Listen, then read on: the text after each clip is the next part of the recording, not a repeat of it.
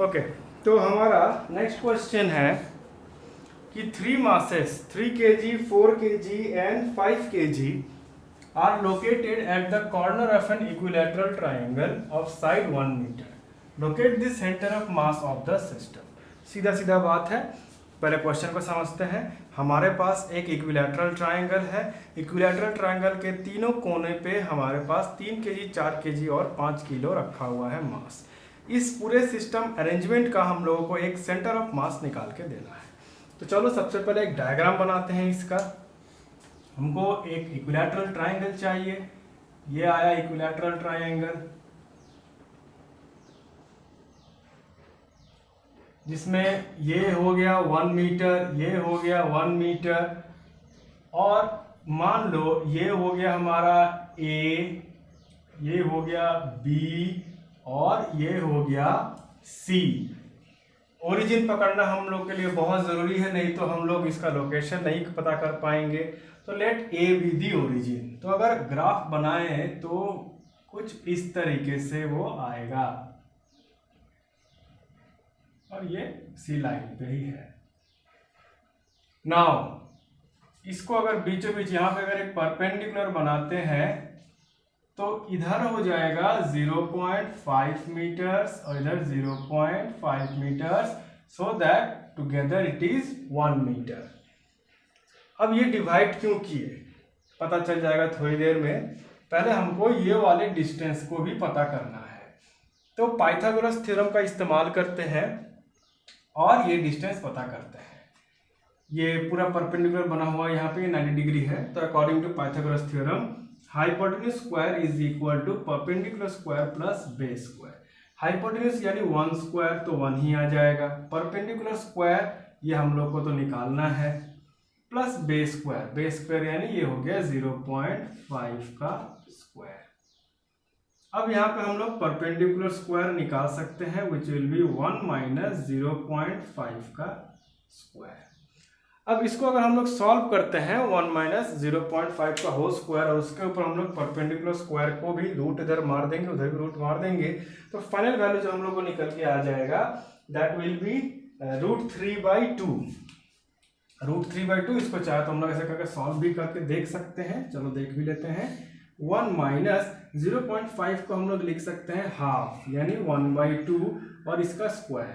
तो इसको हम लोग ऐसे लिख सकते हैं अब, यानी perpendicular square is equal to, square हटा देते हैं, रूट मार देते हैं, तो √1 माइनस ये 1/2 है तो ये क्या हो जाएगा, स्क्वायर कर दिए तो 1/4।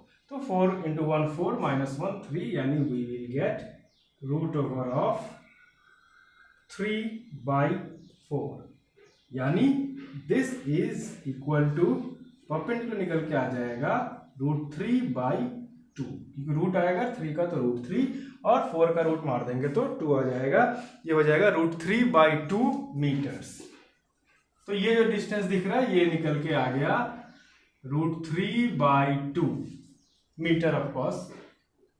ओके, अब जैसे कि पिछले क्वेश्चन में हम लोगों ने किया था, हम लोग क्या करेंगे, कोऑर्डिनेट्स ऑफ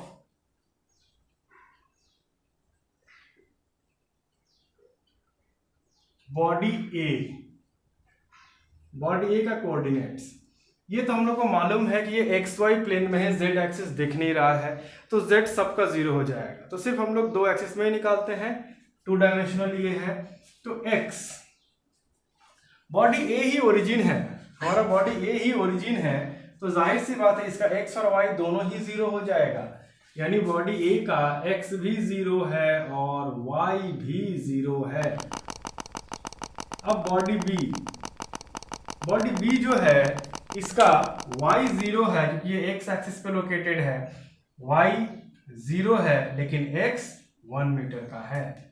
तो यहाँ पर हम लोग लिख सकते हैं X इज इक्वल टू 1 और Y इज इक्वल टू 0।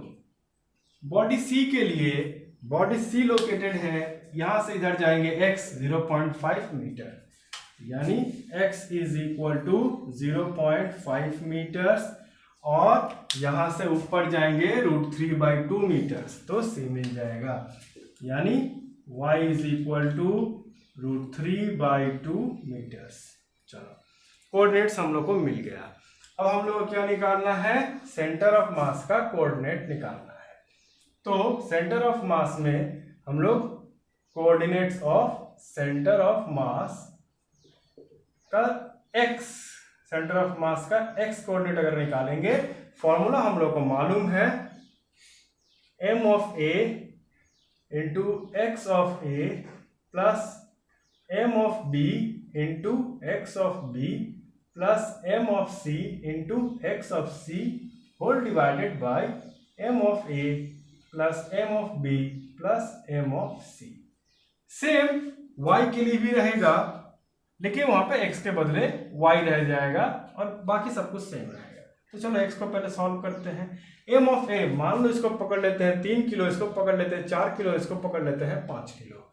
तो यहाँ पे चलो लिख भी देते हैं, a है तो यहाँ पे 3 kg, 4 kg एंड 5 kg।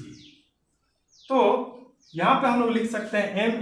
पहली बात x a तो 0 है, तो यहाँ पे m ले कुछ भी ले कोई फर्क नहीं पड़ता, इसको 0 बैठा दो। x b का 1 है, यानी ये लेना पड़ेगा, ये 4 किलो का है, तो ये हो जाएगा 4 इंटू 1 प्लस c 0.5 है, c कितना है 5, यानी 5 इंटू 0.5 होल डिवाइडेड बाई 3 4 5, तो 5 4 9 और 3 12 किलो। नाउ 4 इंटू 1 4 प्लस 5 का आधा 2.5 बाई 12, तो ये क्या हो गया 4 5 6 6.5 बाई 12। ये हो गया हम लोग का x coordinate of the centre of मास, यानी ये हो जाएगा लगभग 0.54 मीटर, 0.54 मीटर। अब कोऑर्डिनेट्स ऑफ सेंटर ऑफ मास की अगर हम लोग बात करें, सेंटर ऑफ मास का एक्स कोऑर्डिनेट यहाँ पे हम लोग को मिल गया 0.54 मीटर। अब चलो वाई कोऑर्डिनेट निकालते हैं इसका। Similarly y of the centre of mass, same formula follow करेंगे, बस एक्स की जगह पे वाई रहेगा। तो a का y तो 0 है, तो ये पुट करना कोई बेकार है, क्योंकि y ऑफ a हो जाएगा 0 प्लस m ऑफ b, यानी y इसका भी, b का भी y 0 है, तो ये भी 0 हो जाएगा।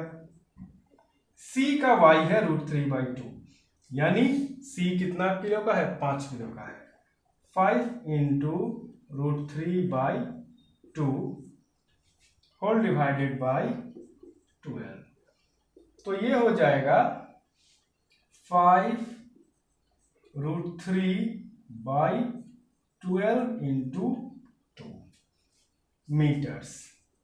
अब इसको सिंप्लीफाई कर सकते हैं हम लोग, ये हो जाएगा 0.36 मीटर। सॉल्व किया हुआ है 0.36 मीटर्स।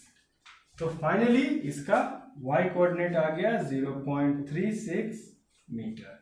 अब हम लोग ओरिजिन से, यानी ये ओरिजिन से x 0.54 मीटर और y 0.36 मीटर ऊपर जाएंगे, तो हम लोगों को यहाँ पे कहीं इसका सेंटर ऑफ मास मिल जाएगा। This is the coordinate of centre of mass.